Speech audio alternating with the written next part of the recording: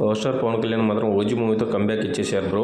చాలా అంటే చాలా కంబ్యాక్ ఇచ్చారు. అంతేకాకుండా ఉస్తాద్ భగత్ సింగ్ మీద చాలా అంటే ఎక్స్పెక్టేషన్స్ ఉన్నాయి. అంతేకాకుండా డిఎస్పీ మీద చాలా బాధ్యతలు పెరిగాయి. ఎందుకంటే మనకి జల్సా, అత్తారింటికి దారేది, గబ్బర్ సింగ్ అలాంటి దాంట్లో మ్యూజిక్స్ ఎలాంటి సెన్సేషన్ చేశాయో అందరికి తెలిసిందే.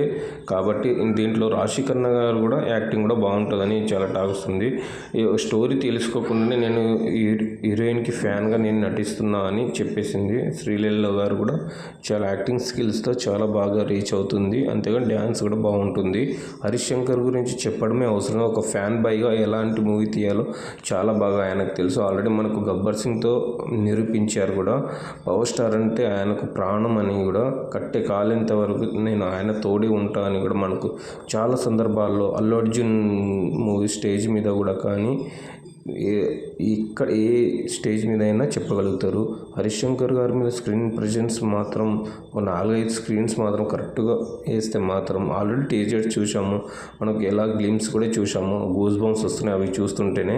అంతేకాకుండా దీంట్లో టీం వర్క్ చాలా బాగుందంట. సాంగ్స్ కూడా కొన్ని బాగున్నాయంట. రికార్డింగ్ ఇప్పుడు జరుగుతున్నట్టు టాక్ ఉంది. పవర్ స్టార్ సీన్స్ మాత్రం అయిపోయినాయి. అంతేకాకుండా friends, please subscribe my channel friends.